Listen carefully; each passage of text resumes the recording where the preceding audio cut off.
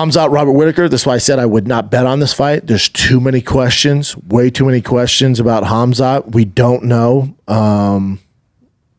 But those questions for the naysayers or just for the people who are like, yeah, Khamzat's a beast. But it's okay to have questions. It wasn't answered because he beat him in 3 minutes and 34 seconds. This is a good thing. You're not going to get all answers questioned about your favorite fighter or a contender in one fight. It's very tough to do. It's tough to do. It's going to take a couple fights before those questions get answered. And in this one, if you're a Khamzat fan, this is a good thing. Yeah, he mollywopped Robert Whittaker.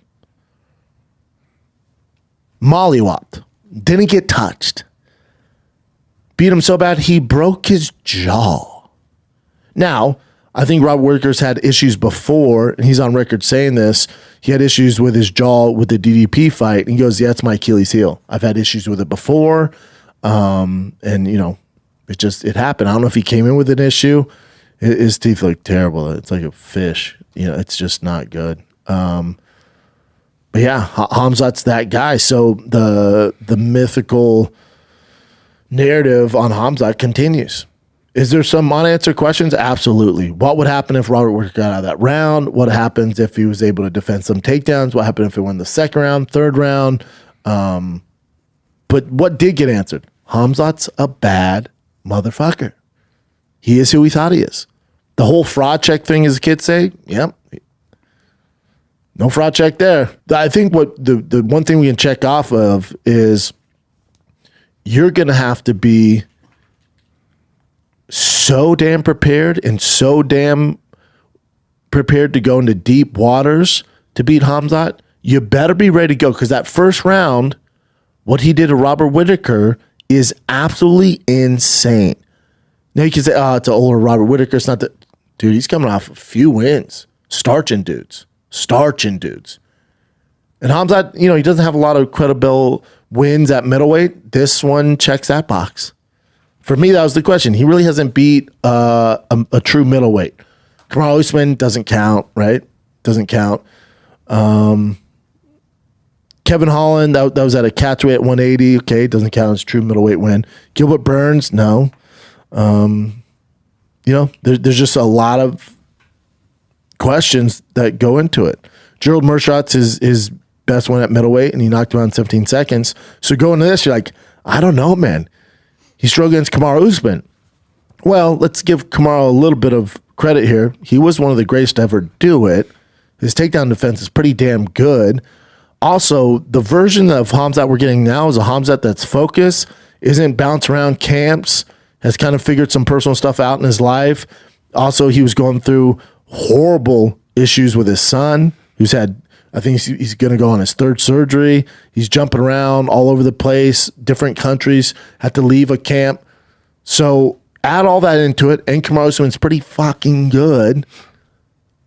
I think we can say, okay, there's a lot of good things about Khamzat. He is that boogeyman we thought he was. To do that to Whittaker is insane, dude. Absolutely insane. Khamzat's damn good. Now, what's next for him? I thought the UFC might have him jump the queue because they do want him to be champ. I think, and we'll get to that, but they've been trying to have him champ for a while now, but things got slowed down. He had the longest COVID ever. He had his personal issues, his issues with the dictator from Chechnya, right? There's all that stuff that goes into it that has slowed his train down. But then you mollywop Robert Whittaker, who's number 3 in the world, coming off all these wins, and you do it in impressive fashion. I thought maybe they'd catapult him to the top and jump the queue over Strickland, but hold your horses. I don't think so. I think the right thing to do is still Strickland versus DDP, because in my opinion, and a lot of other credible people in the space, I think Strickland won that fight. I do. I think there's argument there where Strickland won that fight. So you kind of got to do that again. You got to do that one again, see how it goes. If DDP beats him convincingly a second time, it's similar to Max Volkanovski, right? Where the first two, like, I thought Max won that. People think, I don't know. Third one, super convincing. All right, we're good. All right, that's over. Now we know Volkanovski beat him. Let's carry on. With DDP, in order to really be a champ, you kind of got to put the cap on it. You kind of got to put the stamp on it. You got to get past Strickland, who is a former champ. You won the belt from him. A lot of people don't agree with it, as judges. So I do think you got to do Strickland. Not to mention, there's a lot going on behind the scenes with Khamzat that a lot of people don't know about. So one thing you got to take in consideration, he's not very active these days for a variety of reasons, health, and he says he can't travel because of his health. And he's kind of been a little bit inconsistent when it comes to weigh-ins. This last weigh-in, he weighed in last. Some people say he weighed in an hour late. So if you're the UFC, do you want that as your champ? And with that, if you might say, he's figured out, he found his roots, his family stuff's all figured out, his camp's figured out, we don't have to worry about that, he's going to make weight. Okay, good argument. That's fine. I can ride with that. But then if you go even deeper, that Chechnyan dictator, his two sons were his cornermen. Did you know that? No. Yes. So then it's like, okay, how close is he with this dictator? His two sons, who I don't know their background in mixed martial arts at a world-class level, that makes it it makes the waters a little murky. So I know the UFC has, their hands. So he has one fight. Yeah. So one of his sons, one has no background. The other, Ali won his first professional MMA fight with Chimaev in his corner. However, some fans claim the fight was fixed because it took place on promotion owned by his dad. Oh, my God. And those are your cornermen.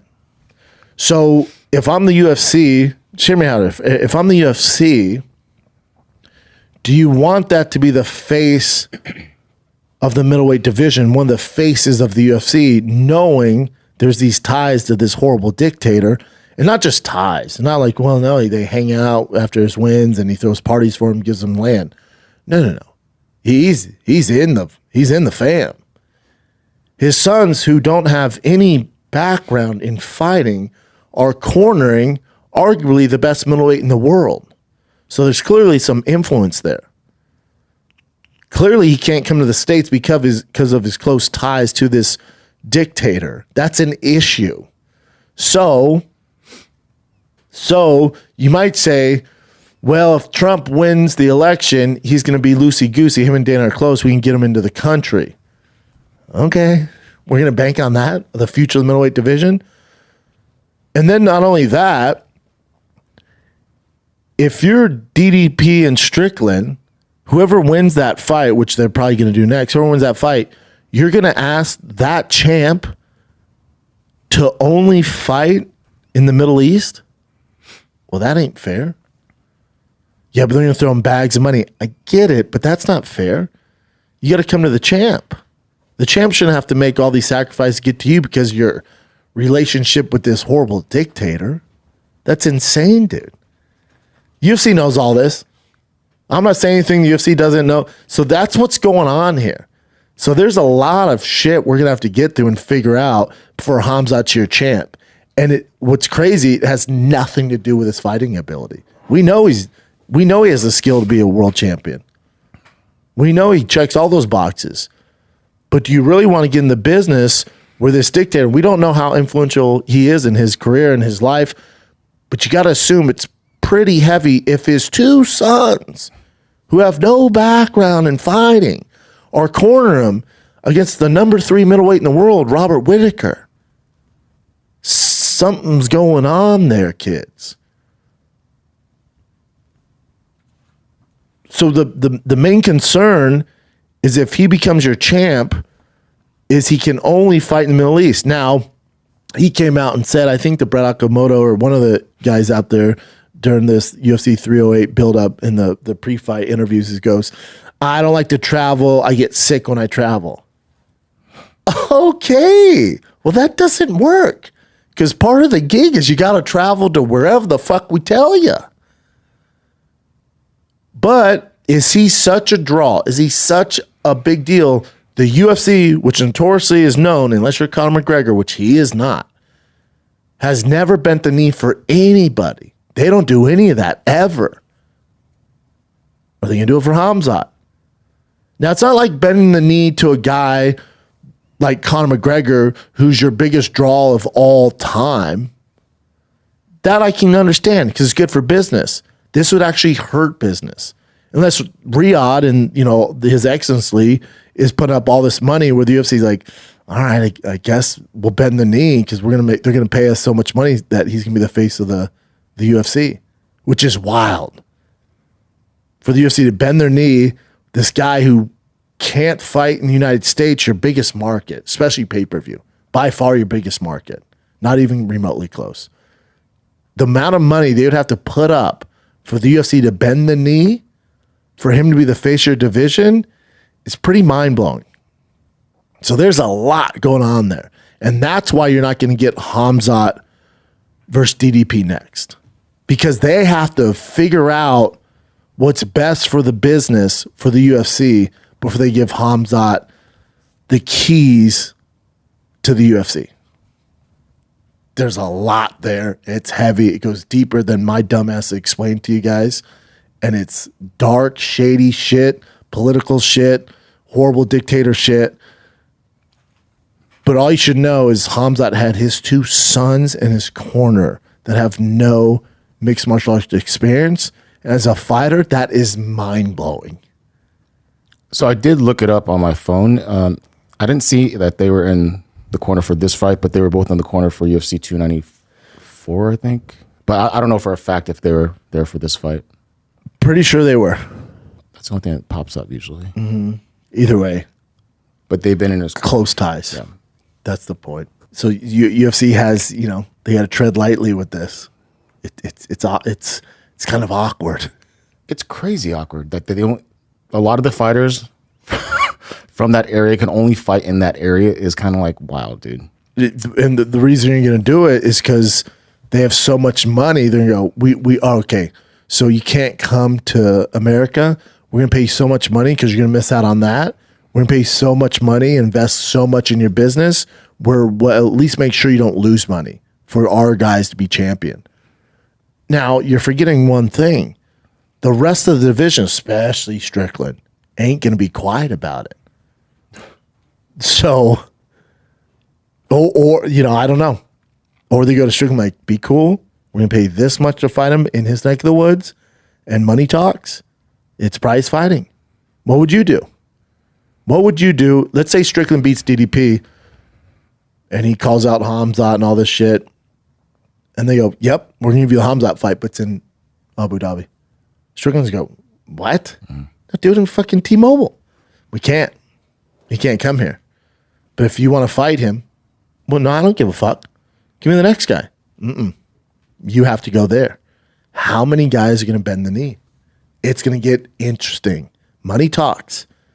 Some guys are going to have to sell their souls a little bit in order for this whole Khamzat movement to happen. There's a lot of moving pieces that have to happen for him to be champ. Not only does the UFC have to bend the knee, but the entire division does. Because if he's your champ, he can't find America, that means you have to bend the knee financially and fly your ass to Abu Dhabi for a chance to win that title. It's interesting. And I'm all for it. Get your popcorn, kids. We'll get it figured out in the next few months. But there's no way, there's too much red tape to cut through for him to fight DDP next. I'm so curious how Strickland and DDP and the rest of the division, what they're going to say about it. Is everyone just going to go along with it? Are we all just going to pretend this isn't happening? We're just going to pretend Khamzat this boogeyman, that this isn't going on? And we're all just like, yeah, I'm fighting Abu Dhabi. It's no different. No, it's different. No, it's different. Tell us why you have to fight him there. Apparently he gets sick when he travels. Well, then you shouldn't fight. That's part of the fucking gig. That's the gig, bud. You got to go into, you got to take it from the champ. And the two champs aren't from Abu Dhabi. The two champs aren't Muslim. The two champs aren't from the Middle East. You got Strickland, who's American. American as fuck, dude. And is pretty loud about it. There's no way you're going to put a muzzle on Strickland. It's going to get so interesting. I can't wait. Get your popcorn. I hope Strickland doesn't bend the knee. Then DDP, your current champ, is South African. If anything, Khamzat should have to go to South Africa or Australia, wherever you guys want to do it. But to make these guys go to the Middle East is insane because his relationship with a dictator, that's what we're doing? Oh, yeah, but Khamzat, he gets sick if he gets on a plane. I don't give a fuck. I'm the champ. Let's see what these guys do. I can't wait, dude. It's insane. I can't believe we're talking about this.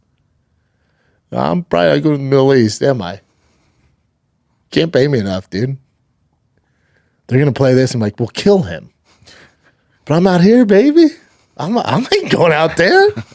Get the fuck out of here, dude. Not a chance. We'll all pretend that this isn't going on. Why isn't Khamzat active? That's why. They're banking on Trump being elected. So him and Dana are super close. So he'll give him a free pass. But even then, it gets dicey, dude. Even if Trump wins, that gets dicey. He'll win. But even if he does, he will. But if he does, even that gets dicey, dude. These are weird games we're playing right now. You want to get involved with the Riyadh season. Gets awkward. You know what's crazy? His ties to that dictator, this kind of confusing situation, it just builds this fucking boogeyman thing. Because a fighter's going to go, I'll fight him wherever. That's the baddest dude. I don't give a fuck. I'll beat his ass in Abu Dhabi, in Vegas, in Australia. The fighter's going to do that. What person is going to go, real quick. So we can only fight him in the Middle East? It's never been done before. It's hilarious. You guys are going to do it. You can do it. Money talks. You guys want to get involved with this shit? Blood money that comes with the territory. Some shady characters, dude. Shady characters. You can't catch my ass the Middle East after this rant. Fuck no, dude. America.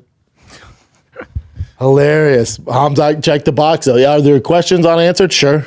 Boy, did he check some big boys, though. How's he do against world-class competition? He smokes them. Smokes them. Didn't get touched. Ragdolled Robert Whittaker? What? And if Khamzat wasn't this talented, this isn't even a conversation. UFC's going, get the fuck out of here. Who's in his corner? No, get the guy out of here. Talent talks. And that's how talented he is. They're willing to entertain this. It's hilarious, dude. What a mess. You'll figure it out. I just hope those guys don't bend the knee and they're loud about it. Get your popcorn, kids. Let's move on to Ilia Topuria, Max Holloway. Oh, boy. That was tough. I posted this meme of Stewie from Family Guy crying. When Robert Whittaker and Holloway lose, it's not that, like, I like the change of guard, right? This was a big change of the guard. It's Khamzat's time. It's Ilia Topuria's time. It is what it is. This is the sport. This is the sport. Some of the young lions pass the test, some don't. And then those staples in the UFC carry on. They get a few, like one or two more wins, and then eventually they catch up to them. But the young lions pass the test, and they're the next wave. This was the changing of the guard. Robert Whittaker's run is over. It's not sad. He had a phenomenal Hall of Famer, bona fide first ballot Hall of Famer. You know, his jaw's all fucked up. This was his best chance to get back to a title shot. Now he goes back in the queue. He'll have some big fights. For Max Holloway, too. We thought he was done. Remember, he thought he was done after Volkanovski. He, got his shit together, beat Korean Zombie, and then beat Calvin Kattar, right? Or Arnold Allen. Beat Arnold Allen, a young lion. And then, he had his big boy knockout, probably the best knockout in a long fucking time against Justin Gaethje.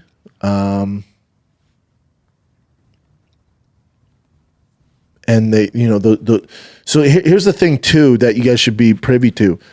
So whenever a guy wins a BMF title, so BMF is never going to a young line. A BMF is never going to contender. Notice BMF always goes to a guy who's older in the tooth. He has a reputation for being a badass. He has a reputation for staying in the pocket, delivering great fights, right? A BMF is never going to, like, you never do a BMF with Patty Pimlet. You're never going to do a BMF with some young kid. It doesn't make what? No, they have to have a history, which BFM basically means baddest motherfucker who's older. Baddest motherfucker who's a veteran. So notice, anytime anybody wins the BMF, and it's just, it's considered a belt, right? Quote unquote, a belt. It's basically saying this older, longer experienced fighter, this is our way of giving them a belt because they didn't do it, or maybe they did it previously, but they're longer in the tooth. But it gives them all this attention, and then they usually fight in a big fight after that. But they jump the queue. So they fight for a BMF, they win that, they get a belt, and then they get a huge fight next. But in previous experience, take away the BMF, these older guys, these veterans, not saying they don't deserve it, but in previous UFC business, they wouldn't give these guys title shots. So notice, whoever wins the BMF, they usually lose their next fight because they're jumping the queue because they gave them this kind of fake title of BMF. They give them a belt, and then they're fighting the actual fucking champion, and they all lose because they probably shouldn't be there. Right? Like most guys, you're not going to knock out Justin Gaethje and then fight Ilia Topuria. I mean, that's a huge gap. Huge. This young, in his prime contender, Justin Gaethje, a little over the hill. But why are they fighting for the BMF? Because they've earned it. They're badasses. They've had their wars. That's how you fight for the BMF. But then the attention you get from the BMF, they go, okay, well, here's the real champ. And they get fucked up. That's how this goes. So always be wary. When you see BMF, it means two older guys who have a ton of fucking fights, who are they're fan favorites, and then they get thrown to the fucking real contenders, the real champs, and they get fucked up. Always be wary of BMF. Go through BMFs. Go ahead. Go look at their next fights. It never goes well. BMF means you're older. This is a way for us to give you a belt, and then you get all this attention, and then we toss you to the real champ, and you get fucked up. What's this? I was just Jorge Masvidal because he was like the first one, right? Yeah. Jorge won the first one, and then he fought Kamaru Usman. So he beat Nate for the BMF title, mollywop Nate, right? Some 10-8 rounds there. And then they give him the champ, and he gets kind of manhandled, and then goes on to lose 4. Go to the next BMF. Who won after that? Whoever won after that? Yeah, who's the next BMF title? Well, Max won, right? How many BMFs have there been? Let me look that up real quick. So Max won off Justin Gaethje. Now think about it. Nate Diaz, Jorge Masvidal, both vets. They've had wars. So Nate Jorge is the first one. Yeah. Dustin Poirier, Justin Gaethje. That was for BMF? That's what it says. Both older vets, right? Mm-hmm. Then Justin Max Holloway, older vets. They all lose their next fights. Because you go from BMF where you're fighting a lot of miles vet who's a star, and they're going, oh, look, they got all this attention, give them the title shot, and then you get fucked up.